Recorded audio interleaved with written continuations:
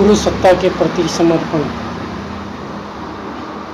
सद्गुरु है तो हम जैसा ही मनुष्य रूप ही हार्ड मास का ही है, फिर भी उसने जो जाना वह हमने नहीं जाना। उसे यह भी खबर है हम कल क्या बनने वाले हैं, यदि जाग गए तो और नहीं जागे तो भी। वे हमें जगाकर हमारी आँखों में ज्ञान का अंजन लगाकर हमारा भविष्य गढ़ने वाला एक ऐसा ताकतवर देवमानव है जो औरों से ऊंचा उठा हुआ है। उसने परम सत्ता के साथ साक्षात्कार कर हमें उसकी ललक दिखाने की पात्रता भी अर्जित कर ली है। वस्तुतः वह हमारी समस्त भावी संभावना का थी। नमस्कार। गुरु पूर्णिमा के अवसर पर गुरु की महिमा अपरंपार है, इसका आप भी जानते हैं। जैसे सूर्य दूर है, परमात्मा भी दूर है, किंतु सद्गुरु हमारे पास है। स्थूल तो चाहे सूक्ष्म रूप में हो या व्रत रूप में। श्री रामकृष्ण परमहंस के शब्दों में गुरु एक ऐसा झरोखा है जिसके माध्यम से हम परमात्मा को देख सकते हैं। दूर के आकाश को हम सद्गुरु के माध्यम से देख सकते हैं, क्योंकि झरोखा समित है। आकाश अनंत असीम बहुत दूरी पर है। बहुत ही व्यवहारिक परिभाषा है, सीधी सादी सी समझ में तुरंत आ जाती है और भी प्यार से गुरु की व्याख्या करते हुए महात्मा बुद्ध ने कहा करते थे कि गुरु एक बूंद के समान है। सागर की एक बूंद चखी तो सारे सागर का स्वाद जान लिया। उस सागर का जो परम सत्ता के एक अंश के रूप में हमारे अंदर समाया पड़ा है। सद्गुरु परम पूज्य गुरुओं के शब्दों में साधक को समर्पित शिष्यों को परंपरा की ओर ले जाने की प्रक्रिया सिखाता है। स्वयं को और समय के बंधनों से मुक्त का जीवन बनाना सिखाता है। असली सवाल गुरु की सद्गुरु पहचान करना और उसमें लुटने की कला। लुटने का अर्थ संपूर्ण समर्पण, झुकना सीखने के लिए अपनी समम इच्छाओं को अर्पित करना है। अब दो बात महत्वपूर्ण है, सद्गुरु की पहचान और संपूर्ण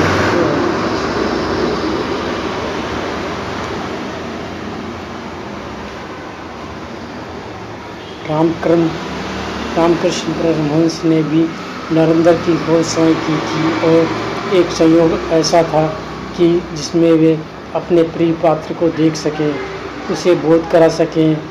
सबके साथ यह सौभाग्य नहीं जुड़ा हुआ। गुरु केवल शिष्य को मिलते हैं। शिष्य बनने की प्रक्रिया जैसे ही आपने पूरी की वे आपको दिखाई देगा।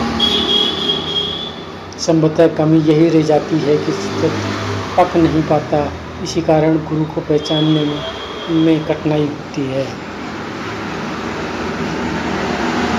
गुरु पूर्णिमा के पावन पर्व पर जब हम सब अपने श्रद्धा सुमन ऋषि युग के चरणों में समर्पित करेंगे, हम एक प्रश्न अपने आप से पूछ सकते हैं, कहीं हमारे शिष्यत्व में कोई कमी तो नहीं रह गई? अभी भी इस युगांतर सत्ता का सामर्थ्य में हमें संदेह तो नहीं है? कहीं समर्पण आधा अधूरा तो नहीं है? हमारे इन प्रश्नों का यदि हम उत्तर खोज लेते हैं तो एक शिष्य के नाते हमारी गुरु भक्ति, हमारे दायित्व भी जानने चाहिए। उन्हें समझने के लिए तनिक भी कठिनाई नहीं। गुरु के प्रति अपने समर्पण के संदर्भ में हमें अपना शरीर, मन, मस्तिष्क, धन, अस्तित्व, अहंकार सब कुछ मार्गदर्शक के हाथों बेच दिया है। हमारा शरीर ही नहीं, अंतरंग भी हम उसने खरीद लिया है। अपनी कोई इच्छा शेष नहीं, भावना का समस्त उभार उसी अज्ञात शक्ति के नियंत्रण में सौंप दिया है।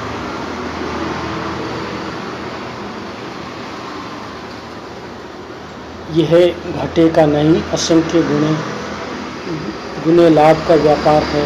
हमारी तुच्छता जिसके चरणों में समर्पित हुई है, उन्होंने हमारी महानता अपने ऊपर उड़ेल दी है।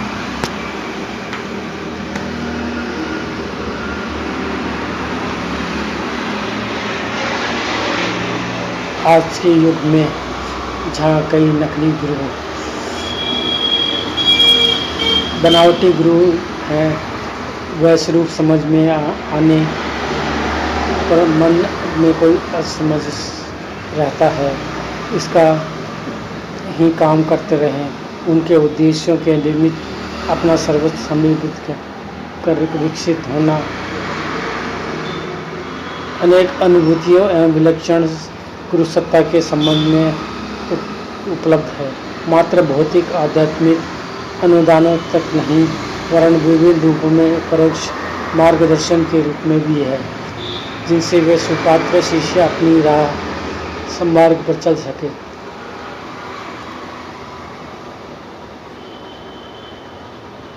21वीं के लिए हमें क्या करना होगा?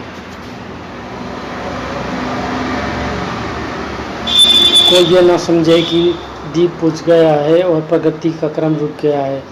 दृश्य शरीर रूपी चर्म चक्षुओं में न दिखे विशेष प्रयोजनों के लिए नियुक्त किया गया प्रहरी अगली शताब्दी तक पूरी जागरूकता के साथ अपनी जिम्मेवारी वहन करेगा। स्थूल शरीर में चेतना को मुक्त कर स्वयं को विराट के साक्षर का एकाकार कर लिया। पक्षी सुदूर अंतरिक्ष में उतनी ही दूर तक उड़ जाते हैं कि खुली उड़ान में नहीं दिख पाते, फिर भी वे अपने घोंसले का दूध में बच्चों का पूरा ध्यान रखते हैं।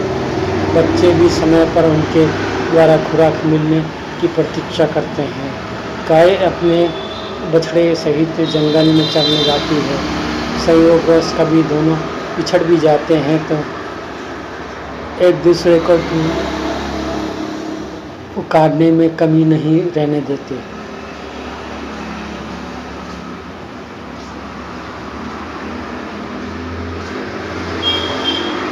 विचारों का ही प्राण चेतना का शक्ति का प्रथम भी बन गया है।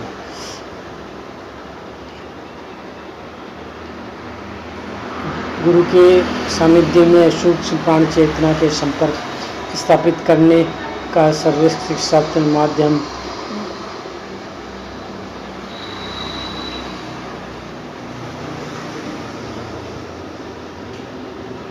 अपने गुरु भक्ति रूपी कर्तव्यों को नहीं पूरा करते, हम अपने पर चढ़ा रण भी उतारते हैं जो अनुदानों की प्राप्ति के रूप में होते और सतत बढ़ता ही जाता है।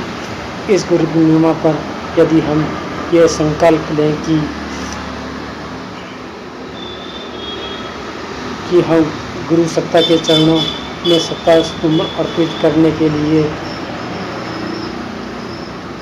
अधिक से अधिक चेतना जागृत करने का प्रयास करेंगे। कार्य करने से पूर्व सोचना बुद्धिमानी है और कार्य करते समय सोचना स्थिरता और कार्य करने के बाद सोचना मूर्खता है। थैंक यू, धन्यवाद।